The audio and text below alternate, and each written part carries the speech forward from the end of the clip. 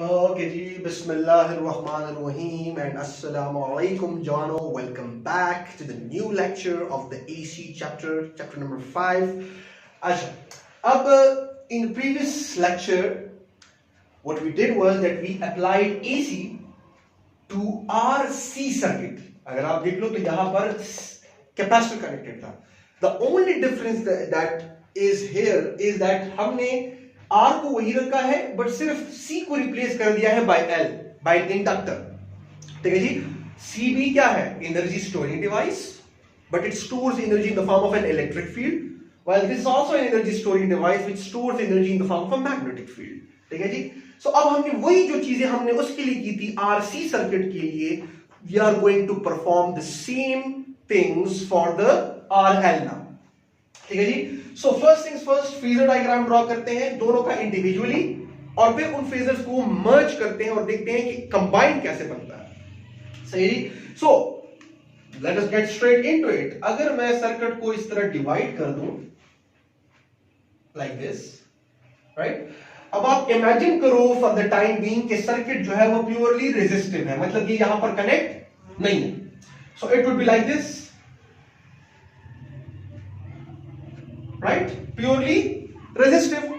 तो purely resistive के लिए जो फेजर डायग्राम आपके पास आया था वो कुछ इस तरह से था कि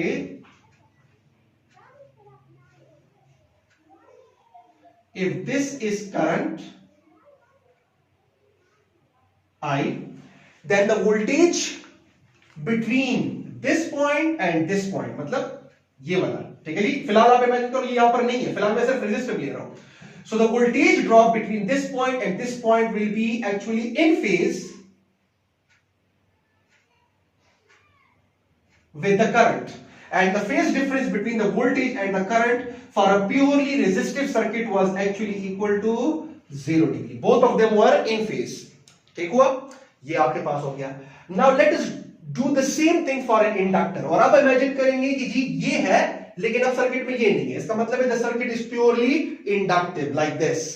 कि अब मैं क्या कर लेता हूं कि अब मैं इमेजिन कर रहा हूं कि the circuit is purely inductive. तो इस पॉइंट और इस पॉइंट के दरमियान जो वोल्टेज है, ठीक है जी। सो अब इस पॉइंट और इस पॉइंट के दरमियान, तो इसके लिए जो फेजर डायग्राम था, अगर आपको सर्किट याद हो प्योरली इंडक्टिव का, so it happened to be something like this.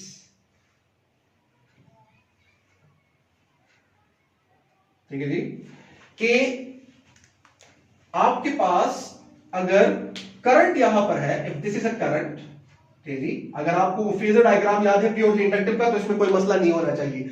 So voltage का फेजर जो था वो यहां पर हुआ करता था, because unlike capacitor, L represents voltage drop across inductor, unlike capacitor, the voltage in the purely inductive circuit leads the current by 90 degree, while in capacitor the voltage across the capacitor was lagging behind the current by 90 degree। ठीक है जी। वो वहां पर, अगर आपको याद है last time मैंने VC को यहां पर ड्रॉ किया हुआ था, somewhere over here। ठीक है जी, राइट। तो ये आपके पास आ गया जी। अब हमने जिस तरह की लास्ट टाइम फेजेस को कंबाइन किया था, अब इसको भी कंबाइन करते हैं। अब इनको कंबाइंड फॉर्म में ड्रॉ करते हैं। तो कंबाइंड फॉर्म में जब मैं ड्रॉ करता हूं, सो आपके पास situation, because that circuit purely resistive है कि मैं इसको फॉलो कर सकूं, ना तो सर्किट प्योरली इंडक्टिव है कि मैं इसको फॉलो कर सकूं, बल्कि it is a combination of both, right. तो इसका मतलब है I need to mix these phasors with one another. So it will be what? It will be something like this. Line टेढ़ी बन गई है, इसको सीधा कर दी है। So this happens to be something like this। ठीक हुआ? अब मैंने करंट को ड्रा करना है यहां पर। This is the current. तो पहले करंट से स्टार्ट ले लेते हैं ताकि हमें पता चले कि कौन सा बंदा कहां पर है। सो जाहिर सी बात है VR is going to be over here। This is VR। ठीक है जी। And VL is going to be leading the current by 90 degrees, so VL is round about over here, right? This is VL। ठीक हुआ? अच्छा जी। अब हमने क्या करना है, करंट को मैं फिलहाल यहां से हटा के यहां पर नीचे थोड़ा सा ड्रॉ कर लेता हूं ताकि आपको पता चले सिर्फ ताकि आपको उसकी प्रेजेंस खाली महसूस हो। दिस इज करंट, ठीक है जी। सो अब मैंने क्या करना है जी, इसका टेल उठा के उसके हेड पे रख दो, ठीक है जी। So you will be getting something like this, this is VR, right. इसका टेल मैंने उठाया और उसके हेड पे रख दिया, तो इट इज लाइक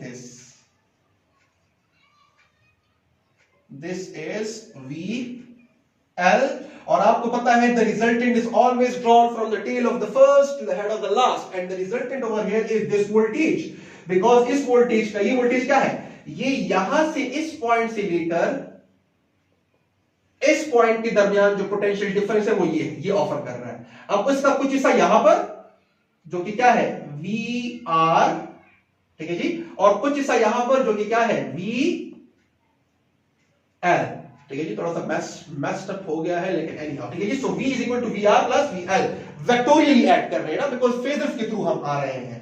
तो this happens to be the total voltage, ठीक है जी। अच्छा जी, और अगर मैं यहां पर फेज एंगल ड्रॉ करना चाहूं तो वो किधर बनेगा, तो सिंपल, फेज जो है एंगल को हम हमेशा ड्रॉ करते हैं between the total current of the circuit and the total voltage. Now the total voltage is this, ठीक है जी, बिकॉज सर्किट ना प्योरली इंडक्टिव है ना प्योरली रेजिस्टिव है, तो इन दोनों की एडिशन से आया है। और करंट हमेशा VR को क्या होता है, parallel, so current is somewhere over here, this is current, ठीक है जी। So the phase angle is over here, ठीक है जी।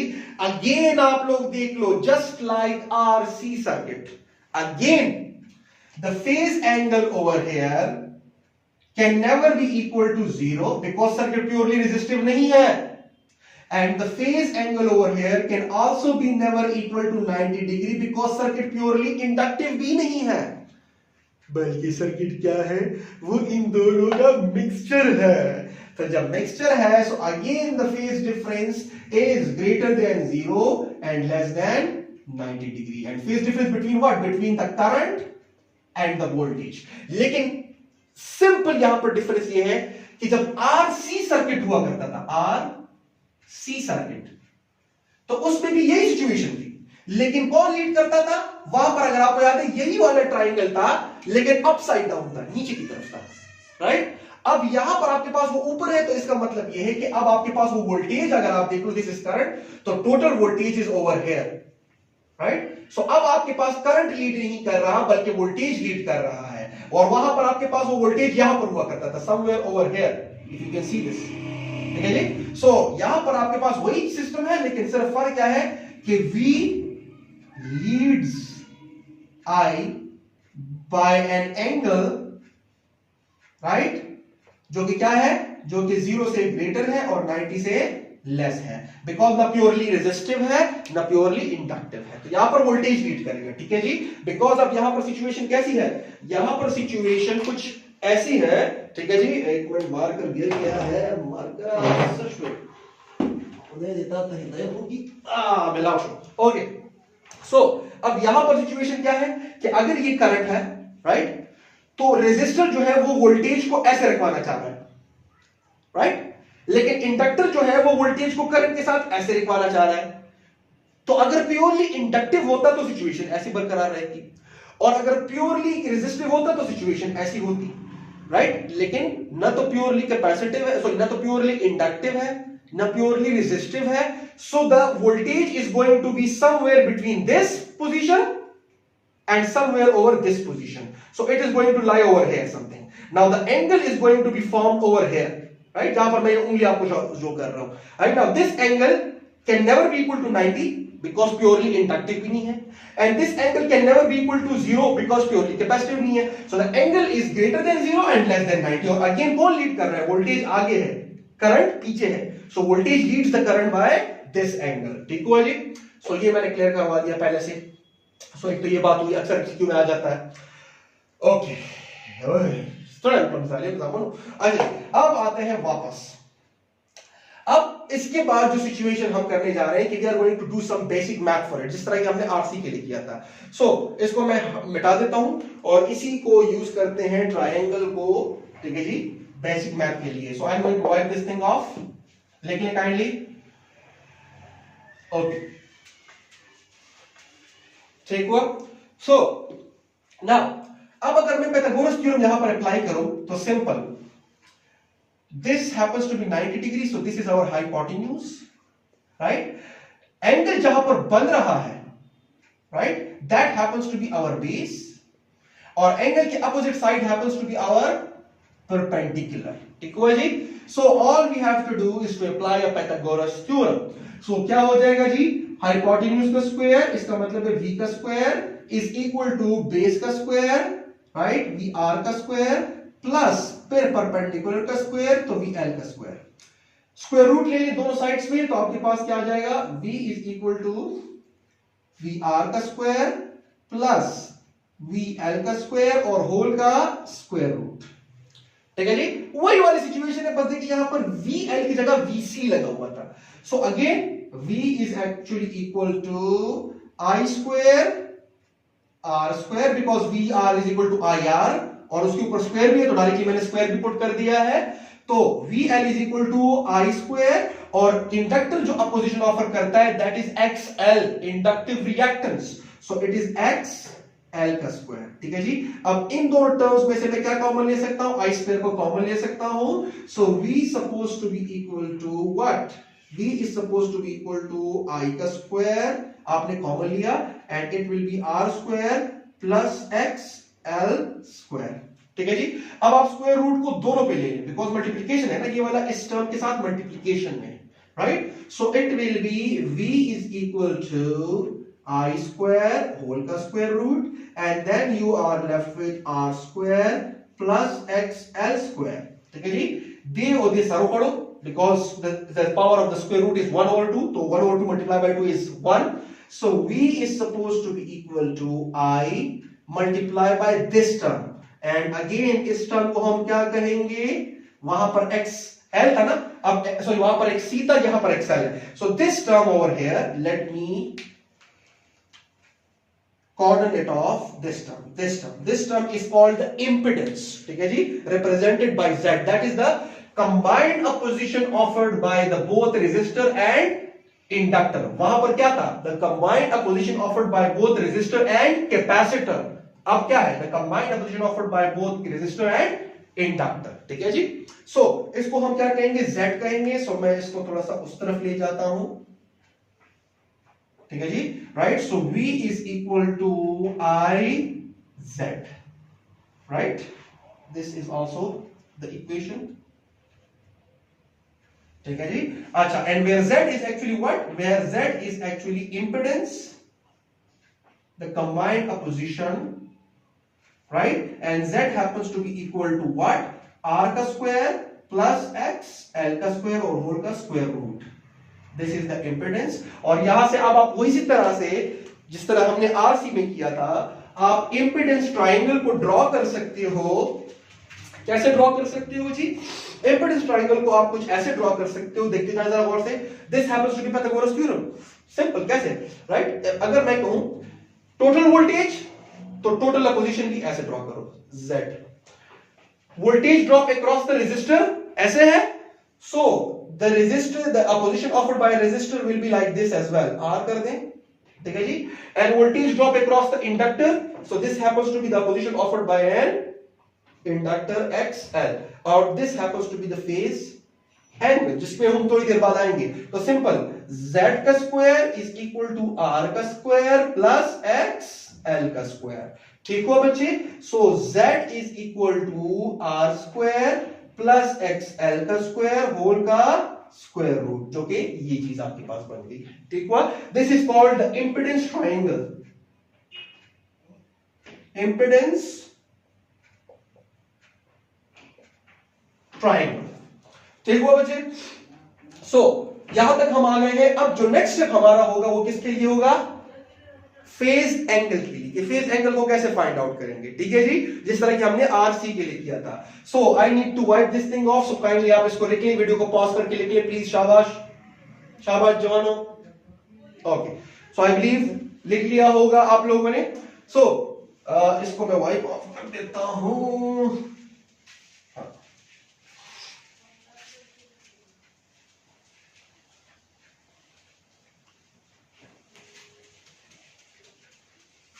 ओके, सो जो रिजल्ट्स आ गए वो मैं थोड़ा सा यहां पर साइड पे लिख देता हूं।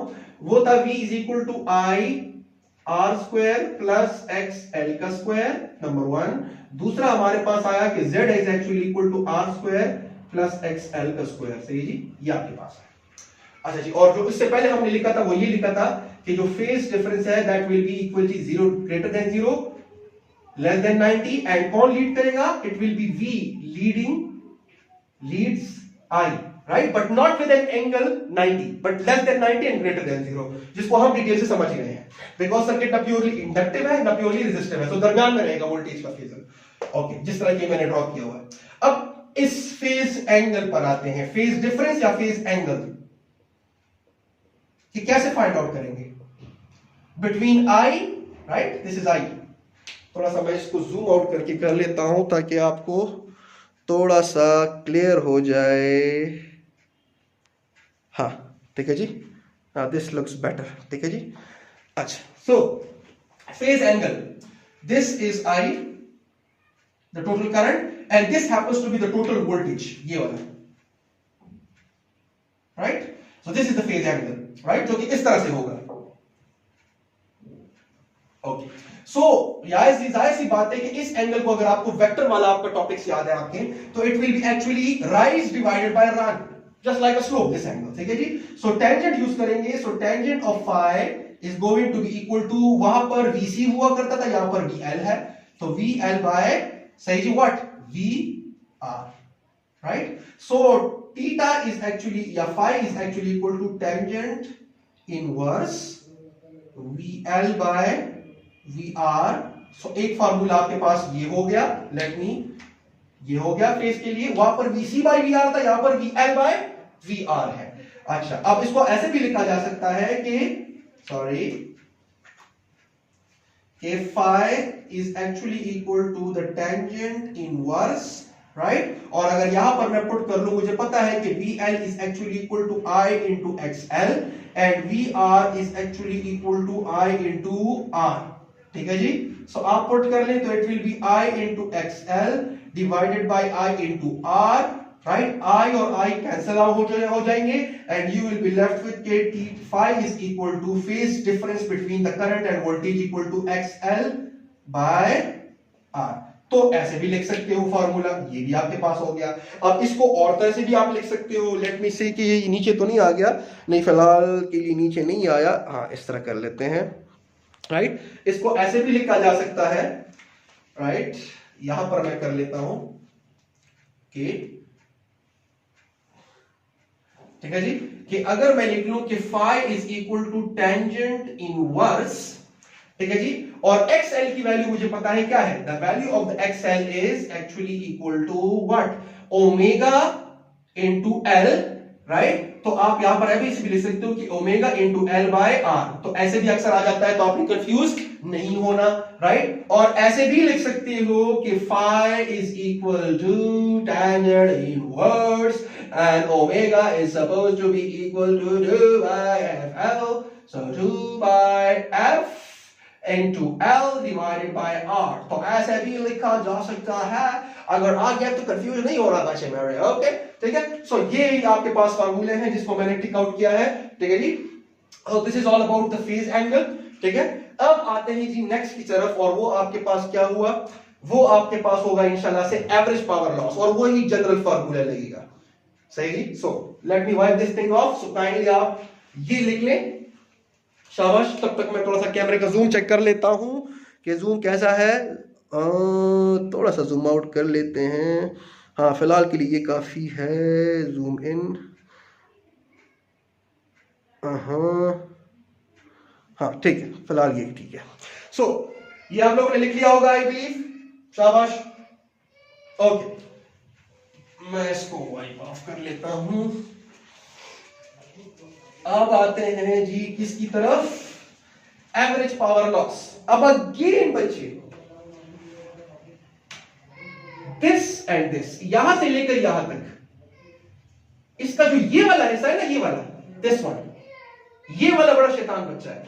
ये कहता है मैंने पावर को लॉस करना है, वो वाला अभी भी कहता है कि मैंने पावर को लॉस नहीं करना, ठीक हुआ, राइट। सो अब आपके पास क्या है कि दिस इज अगेन ये पावर को लॉस नहीं करता, ये पावर को लॉस करेगा। So the situation will be ना पावर लॉस उसी तरह से हो जाएगी, power loss in RL series circuit, RL series AC circuit. ठीक है जी। So again power loss is equal to I multiply by that component of V which is what, parallel to I। ठीक है जी, लास्ट टाइम ये मैं detail से कर चुका हूं। और पैरेलल टू I कौन सा है, सिंपल, मैं जनरली लिख देता हूं, दैट इज VR। और फिर हम क्या देते हैं, P is equal to I V cos of phi। ठीक है जी, बिकॉज अगर आप देख लो VR happens to be the X component of V। ठीक है जी, ये RL में मैं बड़ी डिटेल से, सॉरी RC सर्किट में मैं बड़ी डिटेल से एक्सप्लेन कर गया हूं इस फार्मूले को। So kindly watch that lecture. ठीक है जी, ये आपके पास हो गया। अब आपके पास ये एवरेज पावर लॉस है जी, सिंपल, और ये किसके बराबर है, ये VR के बराबर है। सो दिस इज द फार्मूला, जो भी एंगल यहां पर होगा वो यहां पर पुट करें, आपको एवरेज पावर लॉस मिलता चला जाएगा। And this is the general formula जो कि सारों पे अप्लाई होगा। सो एवरेज पावर लॉस वाला फार्मूला वही है। ठीक है जी, बिकॉज अभी भी सर्किट में सिर्फ यही वाला पोर्शन एनर्जी को डिसिपेट कर रहा है, ये वाला एनर्जी को स्टोर कर रहा है। सो this is an energy storing part and this is an energy dissipating part. ठीक है जी, अच्छा जी, ये आपके पास हो गया। और अब हमारे पास जो लास्ट में आएगा वो मैं यहां पर डिटेल से लिख देता हूं कि एवरेज पावर लॉस आपके पास इसी तरह से आ गया है। अच्छा जी, क्या मैं बोल रहा हूं जी, क्या मैंने करना था यहां पर, हाँ बिल्कुल, ये आपके पास रिजल्ट आ गया। अब मैं यहां पर इस पे आ जाता हूं, power factor. So power factor is actually equal to cos of phi. Now cos is actually base divided by hypotenuse, so it will be VR divided by V. Again this is a factor जो कि affect करेगा power, because ये angle है ना, ये angle decide करेगा कि power ज्यादा है, loss है या नहीं है। ठीक है जी।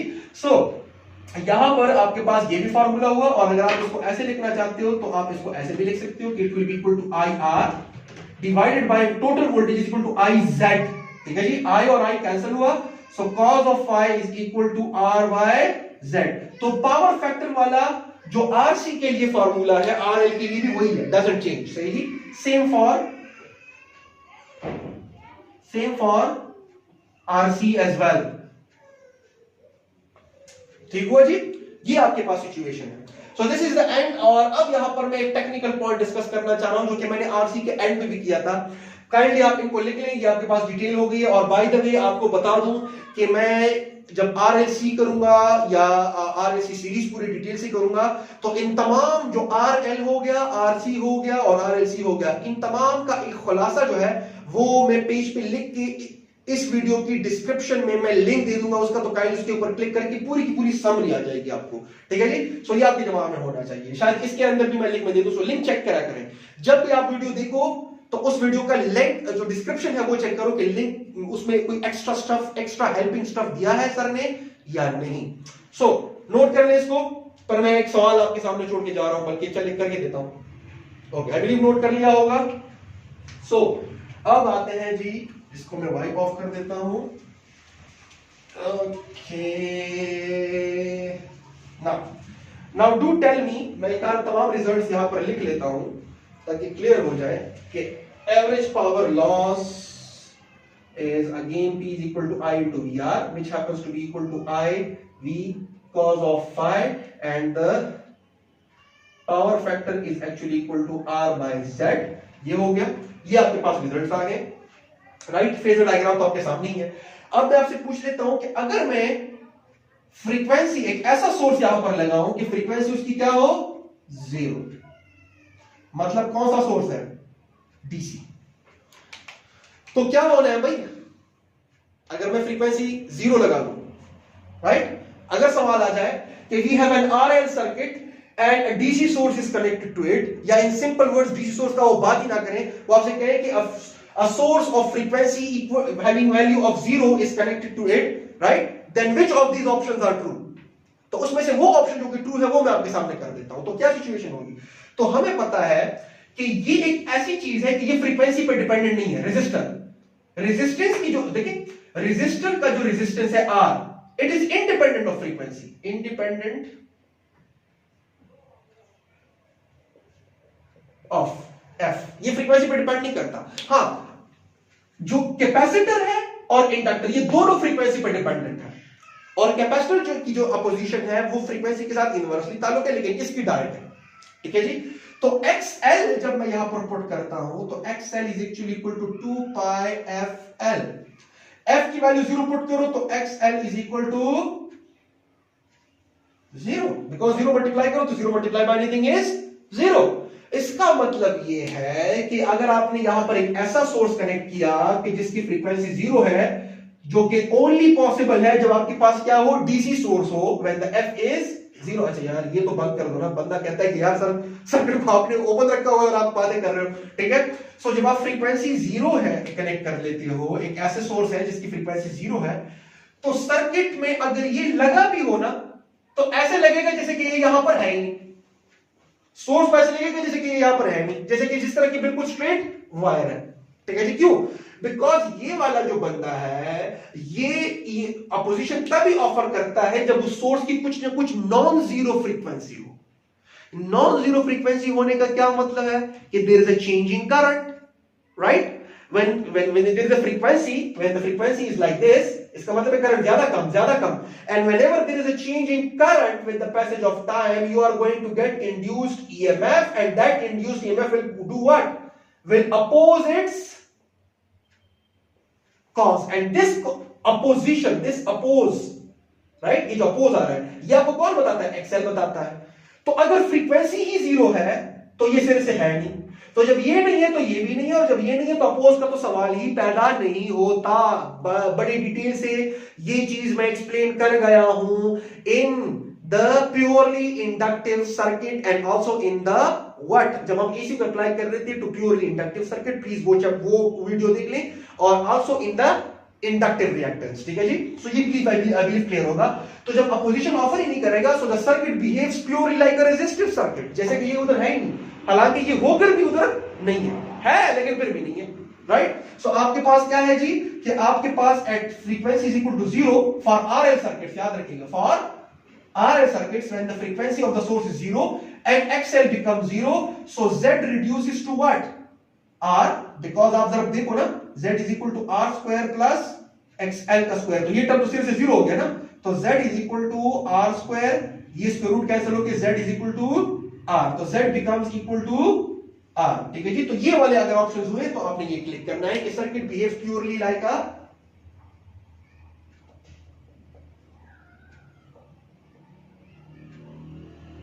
purely like a resistive circuit। एक हुआ जी। अच्छा जी, अब इसका उल्टा कर लेते हैं। अगर तो फ्रीक्वेंसी इनफिनिट वाली कनेक्ट की है आपने तो फिर क्या होगा? इसका मतलब है XL इनफिनिट हो जाएगा, बिकॉज इनफिनिट इधर पुट करोगे तो XL ने क्या हो जाना है? Infinite, right? इसका मतलब ये है कि अब सोर्स को ऐसे लगेगा जैसे कि ये यहां पर है ही नहीं, सोर्स लगेगा उसकी तरफ से, उसके ये भी अपोज कर रहा है करंट को, लेकिन उसकी तरफ से जो अपोजिशन है XL वो इतनी ह्यूज है कि इसको ये वाला कुछ दिख ही नहीं रहा। ये कहते हैं यार तुम क्या हो, तो वो मेरे सामने सबसे बड़ा वो वाला कांटा मेरे रास्ते में है, सबसे बड़ा कांटा मेरे रास्ते में ये है। सोर्स ये कह रहा है कि अगर आप देखिए इनफिनिट का मतलब ये कि आपने एक एसी सोर्स लगाया हुआ है विद इनफिनिट फ्रीक्वेंसी, मतलब करंट बहुत ज्यादा लाइक दिस बहुत ज्यादा चेंज हो रहा है इनफिनिट फ्रीक्वेंसी से। सो हो क्या रहा है जी? हो ये रहा है कि उसको सबसे बड़ा रुकावट ये नजर आ रही है, और इसके सामने ये बिल्कुल से कुछ नजर ही नहीं आ रहा। हालांकि कहते हैं मैं भी हूं, मैं भी अपोज करूंगा, वो कहते हैं यार तुम क्या हो यार, सबसे बड़ा रुकावट तो वो है। सो आपके पास सिचुएशन क्या हो जाएगी कि XL इनफिनिट हो जाएगा, और जब XL इनफिनिट हो जाएगा तो जब आप 0 की बजाय यहां पर क्या पुट करोगे? इनफिनिट। तो जी इनफिनिट पुट करोगे तो आपने क्या हो जाना है? यहां पर आपके पास Z इनफिनिट, इसका मतलब ये है कि Z आपके पास क्या हो जाएगा? Infinite. The circuit will be purely inductive. ठीक है जी, the circuit will be purely inductive because source को सिर्फ ये नजर आ रहा है, वो कहते हैं अब तो कुछ है वो ही नहीं। ठीक है, सो this is all about the RL series AC circuit, और ये कुछ टेक्निकल पॉइंट्स जो कि मैंने टच करवा दिए, and that's the end of the lecture. So अस्सलाम वालेकुम।